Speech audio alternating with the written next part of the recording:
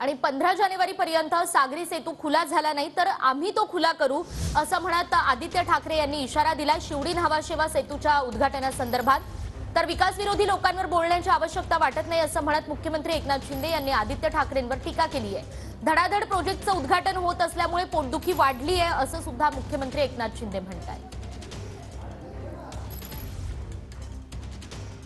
कार्यक्षम मुख्यमंत्री कधी एवढे मी पाहिले नव्हते। नुसतं खोके कसे काढायचे, धोके कसे द्यायचे एवढं माहिती आहे, पण आज आत्ताच्या तासाला देखील मुंबई ट्रान्स हार्बर लिंक तयार होऊन 3 महिने पडलेली आहे। 3 महिने किती? 3 महिने उद्घाटनाची वेळच मिळालेली नाही। आता आज मी पाहिलं थोडं आज पाहणीसाठी फोटो सेशन झालेलं आहे, असं अशी बोटं बिटं दाखवून झालेलं आहे। 250 रुपये टोल म्हणजे गुजरातला सगळं फ्री। हा बुलेट ट्रेन भूखंड बीकेसी मधला कितीला दिला सावंत साहेब? फ्री, फुकट।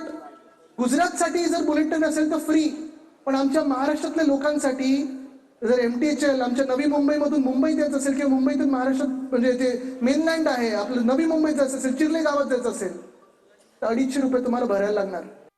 अरे त्यांनी तर अरे कारशेड बंद केला, मेट्रोचं काम बंद केलं, त्यांनी अनेक प्रकल्प बंद केले, समृद्धी महामार्ग बंद करण्याचा प्रयत्न केला। त्यांना काय बोलायचा अधिकार आहे?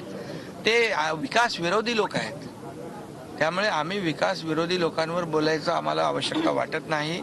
आम्ही या राज्याचा विकास करतोय आणि जे धडाधड प्रोजेक्टचं उद्घाटन होत आहे त्यामुळे पोटदुखी वाढली आहे, त्यांना वेगवेगळे आजार होत आहेत, त्यासाठी पण आम्ही बाळासाहेब ठाकरे आपला दवाखाना सुरू केला आहे ट्रीटमेंटसाठी मोफत।